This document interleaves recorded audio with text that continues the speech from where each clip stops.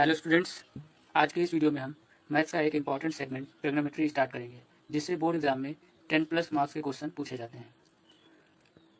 सबसे पहले हम देखेंगे कि ट्रिग्नोमेट्री होता क्या है। ट्रिग्नोमेट्री को हम हिंदी में कहते हैं त्रिकोणमिति। त्रिकोणमिति को अगर हम 3 पार्ट में डिवाइड कर लें तो इसे हम कर सकते हैं त्रि, कोण और मिति।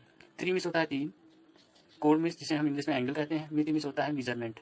अर्थात हम ये कह सकते हैं कि ट्रिग्नोमेट्री किसी राइट एंगल ट्रायंगल के तीनों कोण और तीनों भुजाओं के बीच रिलेशनशिप को हम ट्रिग्नोमेट्री कहते हैं। इसकी डिफिनीशन हम देखेंगे।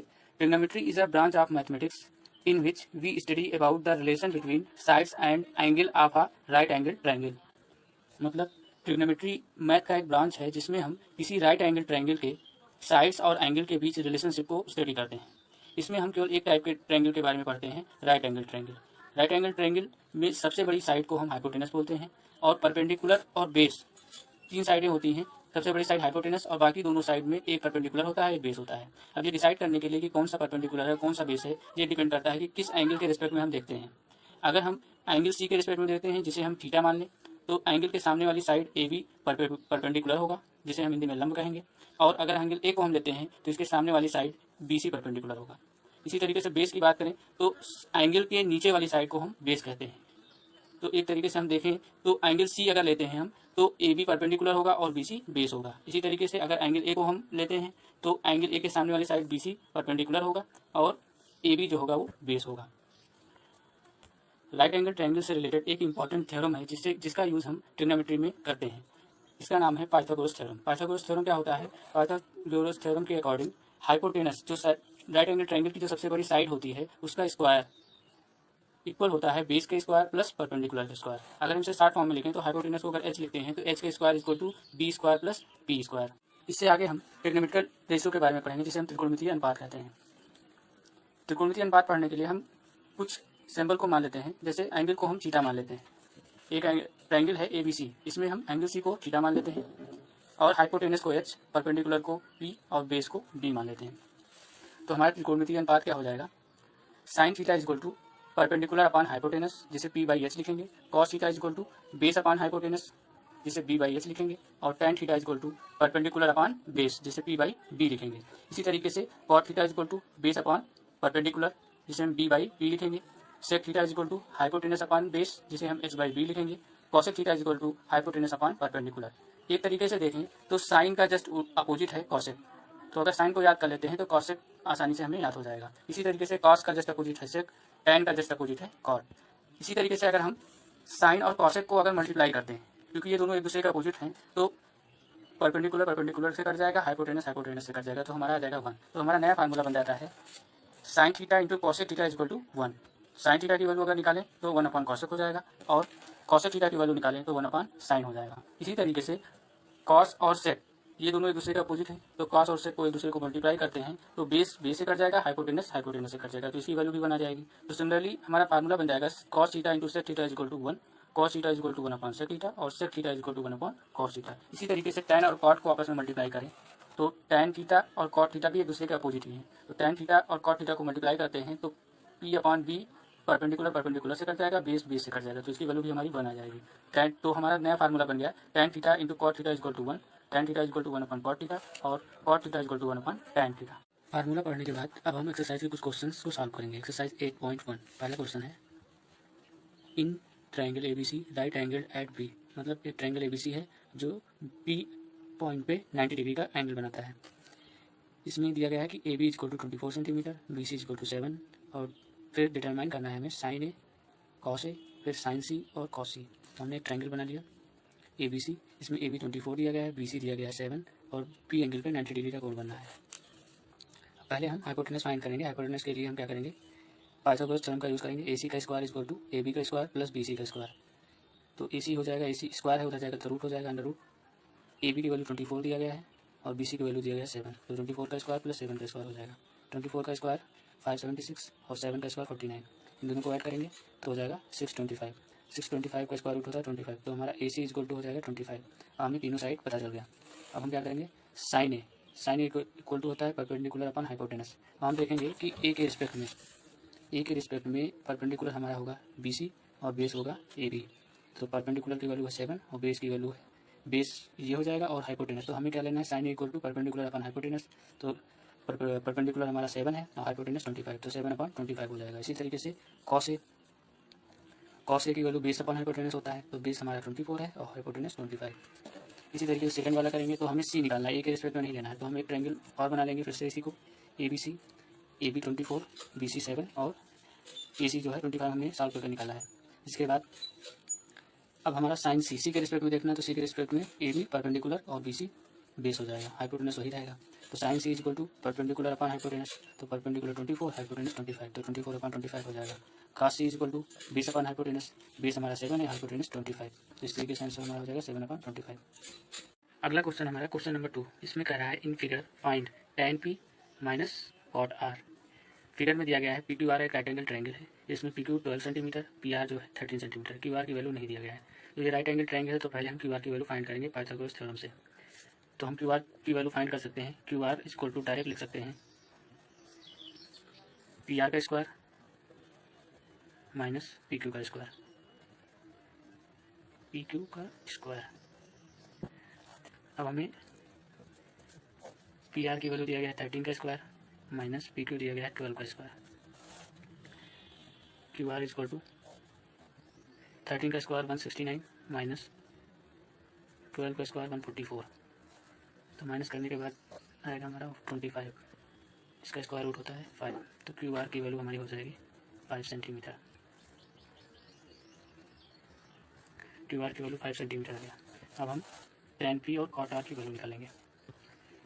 tan p minus cot r हमें निकालना है। tan p अगर हम p के रिस्पेक्ट में देखें तो p के रिस्पेक्ट में हमारा परपेंडिकुलर ये है और बेस ये है, हाइपोटेनस ये हो जाएगा।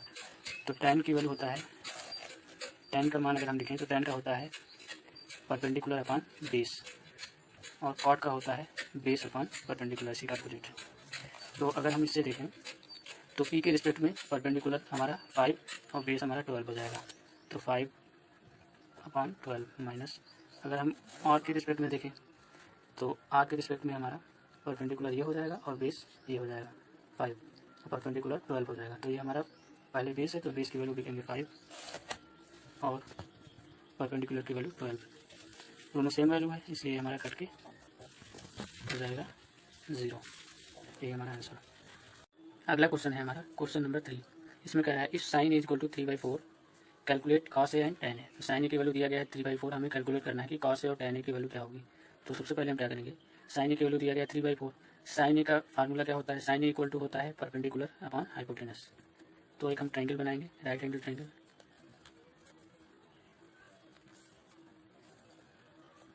ये हमारा राइट एंगल ट्रायंगल हो गया। इसको हम मान लिए ए, यहाँ पे मान लिए ए बी सी। तो इसमें हम देखें तो अगर ए के रिस्पेक्ट में तो परपेंडिकुलर हमारा ये हो गया, बेस हमारा ये हो गया और हाइपोटेनस ये हो गया। तो इसमें कहा है साइन इक्वल टू 3/4 और साइन होता है परपेंडिकुलर अपॉन हाइपोटेनस, मतलब परपेंडिकुलर की वैल्यू 3 हो गई और हाइपोटेनस की वैल्यू हो गया 4। हमें फाइंड करना है बेस, तो बेस फाइंड करने के लिए हम पाइथागोरस थ्योरम लगाएंगे। अब जिसकी वैल्यू हमें फाइंड करना है उसको हम कैसे निकालते हैं, देखो बी की वैल्यू हम डायरेक्ट लिख सकते हैं रूट के अंदर। अगर हमें बेस निकालना है तो हाइपोटेनस के स्क्वायर में से परपेंडिकुलर माइनस करेंगे, और अगर हमें परपेंडिकुलर निकालना है तो रूट के अंदर हाइपोटेनस के स्क्वायर में बेस को माइनस करेंगे, बेस का स्क्वायर। तो हमें बेस फाइंड करना है तो हम क्या करेंगे, हाइपोटेनस का स्क्वायर माइनस परपेंडिकुलर का स्क्वायर। तो हाइपोटेनस की वैल्यू दिया गया है 4 माइनस परपेंडिकुलर दिया गया है हमारा 3 का स्क्वायर, ये हमारा हो गया 4 का स्क्वायर 16 माइनस 3 का स्क्वायर 9, तो ये हमारा आ गया √7। इसका स्क्वायर रूट निकलेगा नहीं, तो बेस की वैल्यू हमारा आ गया √7। अब हमें निकालना है कॉस ए। कॉस ए का होता है बेस अपॉन हाइपोटेनस, तो बेस हमारा दिया गया है √7 और हाइपोटेनस दिया गया है 4, ये हमारा आंसर हो गया। इसी तरीके से tan ए निकालना है, tan ए होता है परपेंडिकुलर अपॉन बेस, तो परपेंडिकुलर की वैल्यू दिया गया है 3 और बेस का हमने सॉल्व करके निकाला है √7, ये हमारा आंसर हो गया। अगला क्वेश्चन हमारा क्वेश्चन नंबर 4। इसमें कह रहा है गिवन 15 cot a = 8, दिया गया है कि 15 cot a = 8 है, फाइंड साइन ए एंड सेक ए। तो हम इसे सॉल्व करेंगे। 15 cot a = 8 दिया गया है, तो ये इसके साथ इंटू में है तो ये इधर आएगा तो डिवाइड में हो जाएगा, तो cot a = 8/15 और cot का फार्मूला होता है बेस अपॉन परपेंडिकुलर। तो एक ट्रायंगल हम बनाएंगे जैसे पिछले क्वेश्चन में किया हमने।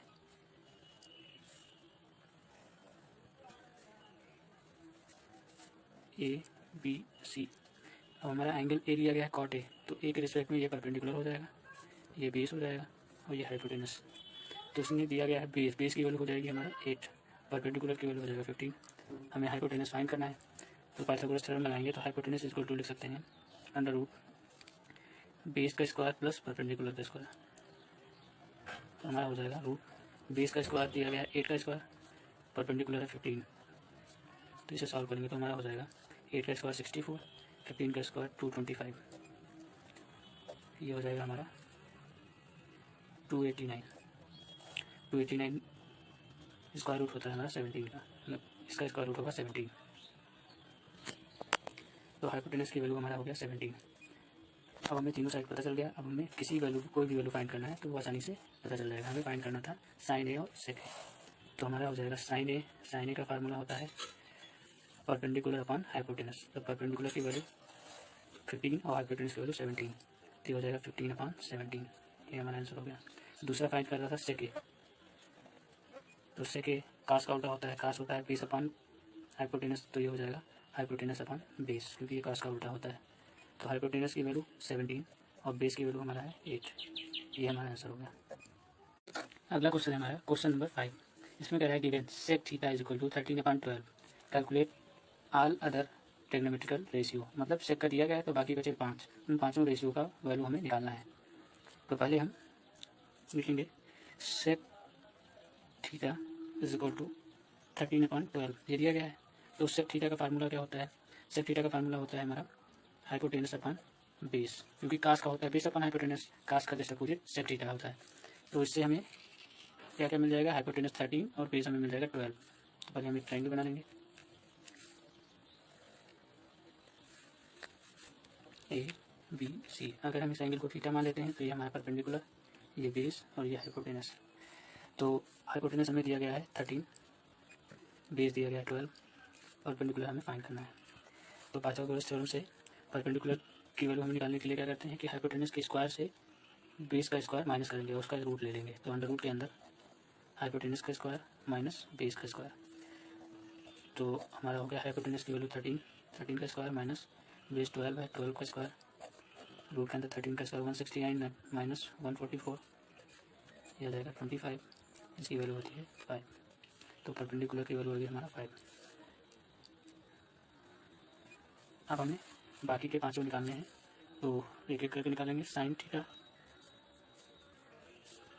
होता है परपेंडिकुलर अपॉन हाइपोटेनस। तो परपेंडिकुलर की वैल्यू हमारा है 5 आया, हाइपोटेनस 13। इसी तरीके से cos theta base upon hypotenuse होता है, बेस की वैल्यू हमें दिया गया है 12, हाइपोटेनस 13। फिर tan theta perpendicular upon base, perpendicular की वैल्यू 5 और बेस की वैल्यू 12। इसी तरीके से cot base upon perpendicular, base की वैल्यू 12, परपेंडिकुलर की वैल्यू 5। अब हमारा सेक का वैल्यू पहले ही दे दिया था, तो हमें निकालना है कॉसेक।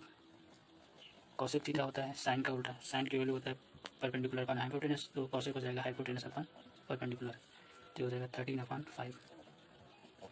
इस तरीके से सॉल्व हो जाएगा। अगला क्वेश्चन है हमारा question number 6। If angle A and angle B are acute angles such that cos A is equal to cos B, then so that angle A is equal to angle B.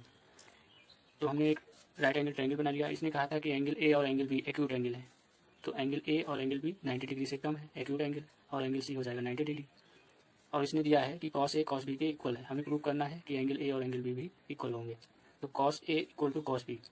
अब cos A का formula लिखें, तो cos A का formula होता है base upon hypotenuse. अब ए के respect में बेस हमारा हो जाएगा सी ए और हाइपोटेनस हो जाएगा ए बी। तो कॉस ए की जगह पे हम लिख सकते हैं सी ए अपॉन ए बी। इसी तरीके से कॉस बी, बी के रिस्पेक्ट में बेस हमारा हो जाएगा बी सी और हाइपोटेनस ए बी। तो यहाँ पे लिख सकते हैं B C upon A B. अब ए बी दोनों तरफ कैंसिल आउट हो जाएगा, हमारा आ जाएगा C A upon C A equal to B C. अब किसी भी ट्रायंगल में अगर दो साइड इक्वल हैं तो उसके सामने वाले एंगल भी आपस में इक्वल होते हैं। तो हम लिख सकते हैं angle A is equal to angle B. Reason में हम लिखेंगे आइसोसेलेस ट्रायंगल प्रॉपर्टी, क्योंकि आइसोसेलेस ट्रायंगल प्रॉपर्टी के अंदर ये कहा गया है कि अगर कोई भी ट्रायंगल है उसके दो साइड आपस में इक्वल हैं तो उसके अपोजिट एंगल भी इक्वल होंगे। नेक्स्ट क्वेश्चन है question number 7। If cot theta is equal to 7/8, evaluate. पहला हमें सॉल्व करना है कि 1 plus sine theta into 1 minus sine theta upon 1 plus cos theta into 1 minus cos theta, इसकी वैल्यू फाइंड करना है। दूसरा cot स्क्वायर थीटा की वैल्यू फाइंड करना है। तो पहले हम देखते हैं कि दिया गया है कि cot theta is equal to 7/8। तो cot थीटा होता क्या है? cot थीटा होता है बेस अपॉन परपेंडिकुलर। अब एक ट्रायंगल हम बनाएंगे।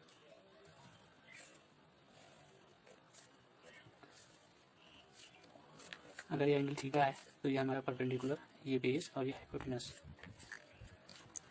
अब इसमें दिया क्या गया है? बेस की वैल्यू दिया गया है, परपेंडिकुलर की वैल्यू दिया गया है। बेस हमारा है 7, परपेंडिकुलर है 8, हाइपोटेनस फाइंड करना है। तो पाइथागोरस थ्योरम से परपेंडिकुलर का स्क्वायर प्लस बेस का स्क्वायर, ये हमारा हो जाएगा। परपेंडिकुलर 8 है, 8 का स्क्वायर प्लस 7 का स्क्वायर 64 प्लस 7 का स्क्वायर 49। 64 और 49 इन दोनों को ऐड करने पे आएगा 9 4 3 6 4 10 113। ये हमारा आ गया 113। अब हम पहला वाला सॉल्व करेंगे। पहला हमें सॉल्व करना है 1 plus sine theta 1 minus sine theta upon 1 plus cos theta into 1 minus cos theta. अब अगर देखें तो ये फार्मूला लिखा हुआ है ए प्लस बी ए माइनस बी। तो ए प्लस बी और ए माइनस बी का फार्मूला होता है ए स्क्वायर माइनस बी स्क्वायर। तो ए के यहाँ पे 1 का स्क्वायर माइनस साइन थीटा का होल स्क्वायर अपॉन 1 का स्क्वायर माइनस कॉस थीटा का होल स्क्वायर। अब हमारा आगे हो जाएगा। अब साइन की वैल्यू अगर इस ट्रायंगल से निकालें तो sine theta is equal to होता है परपेंडिकुलर अपॉन हाइपोटेनस। तो परपेंडिकुलर अपॉन हाइपोटेनस का मतलब 8/113 रूट में। तो हम लिख सकते हैं 1 का स्क्वायर 1 होगा और साइन की वैल्यू 8/113 रूट के अंदर स्क्वायर लगा है तो स्क्वायर लगा देंगे। इसी तरीके से 1 माइनस कॉस की वैल्यू बेस अपॉन हाइपोटेनस होता है 7/√113 का होल स्क्वायर। अब इसे हम सॉल्व करेंगे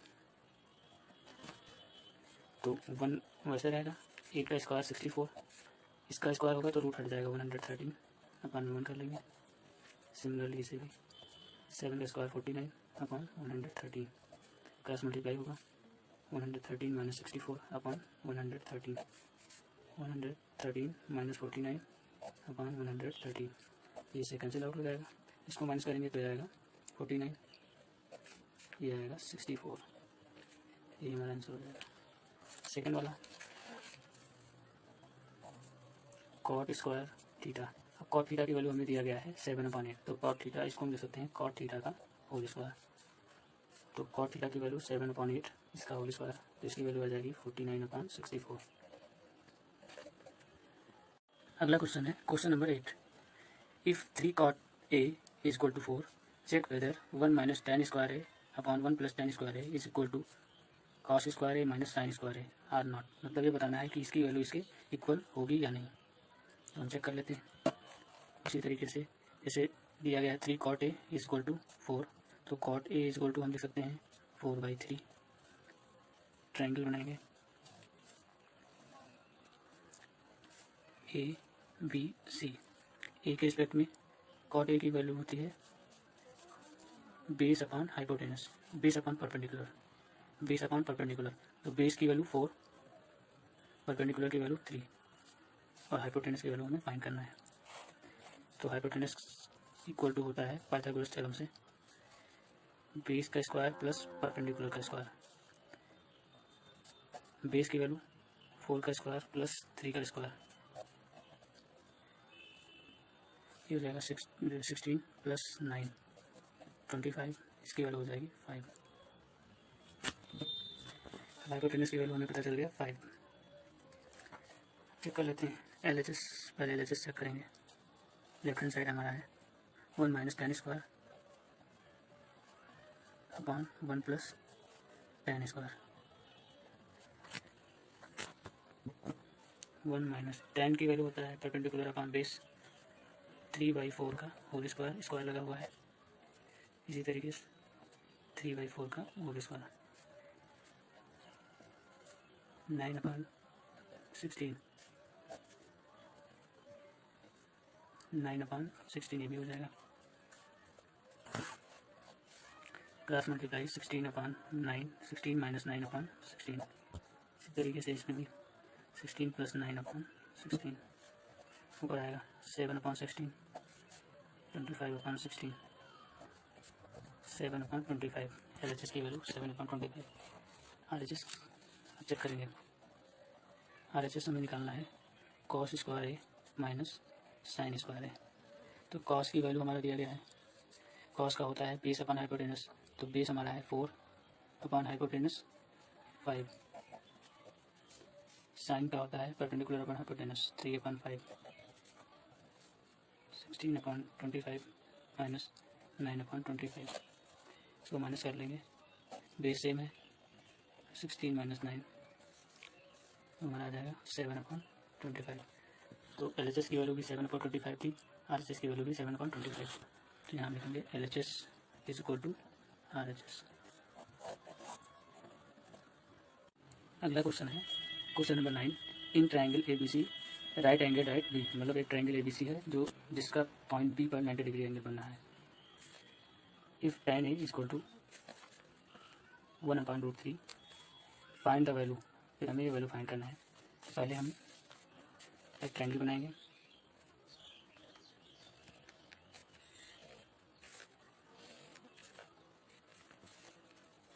ABC एंगल 90 डिग्री जो है P पॉइंट पे है। अब इसने कहा है कि tan A = 1/√3। तो tan A का फार्मूला होता है, tan का फार्मूला होता है परपेंडिकुलर/बेस।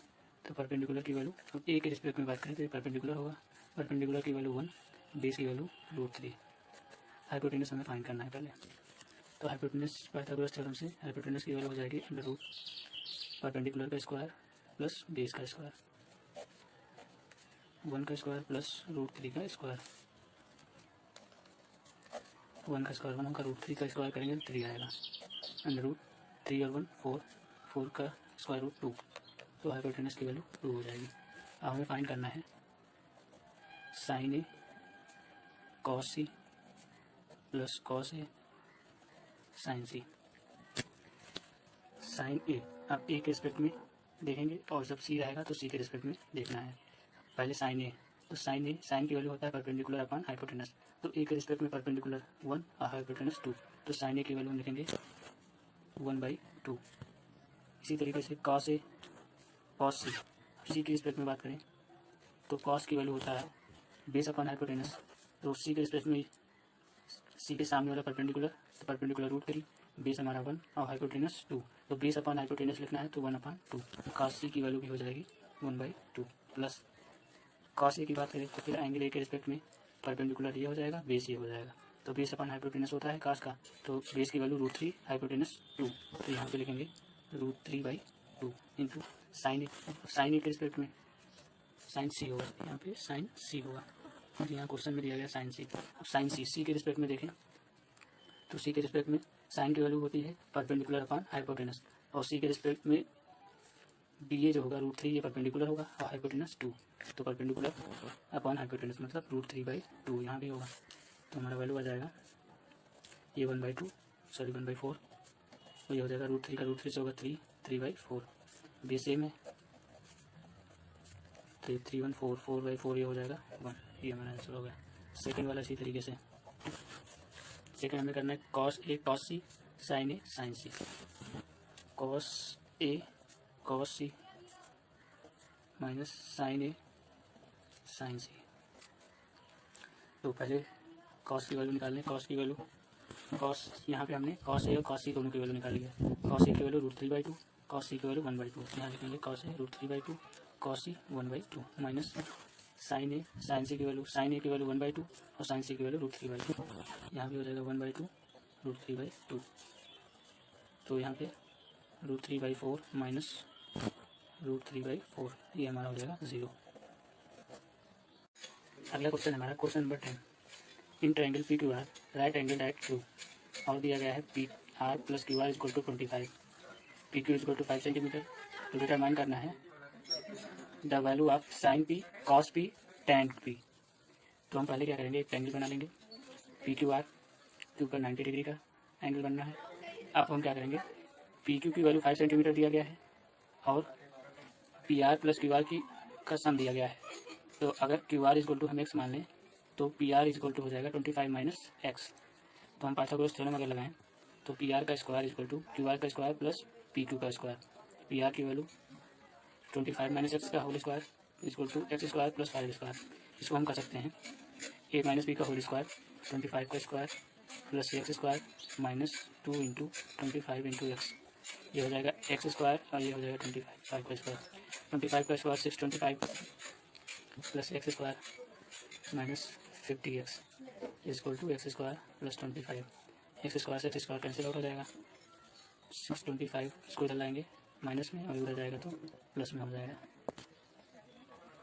इसको माइनस करेंगे तो हमारा आएगा 600 equal to 50x। 50x equal to 600, x equal to 600 upon 50। x की वैल्यू 12 हो गया, तो x की वैल्यू अगर 12 है तो हम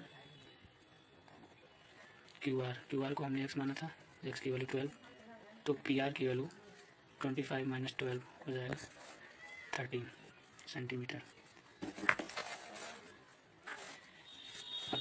हमें निकालना है sine P. Sine P is equal to, अब इस ट्रायंगल में ये हमारा हो गया 13, ये हो गया 12, ये 5 सेंटीमीटर था। Sine P is equal to अगर लें तो परपेंडिकुलर अपॉन हाइपोटेनस मतलब 12 अपॉन 13। यहाँ हम लिखेंगे 12 अपॉन 13। फिर निकालना है कॉस पी। कॉस पी को देखेंगे, cos P base upon hypotenuse मतलब 5 अपॉन 13, 5 अपॉन 13। टैन पी की वैल्यू निकालें अगर, टैन पी होता है परपेंडिकुलर अपॉन बेस, तो परपेंडिकुलर 12 बेस अपॉन है 5, ये हो जाएगा परपेंडिकुलर 12 बेस है 5।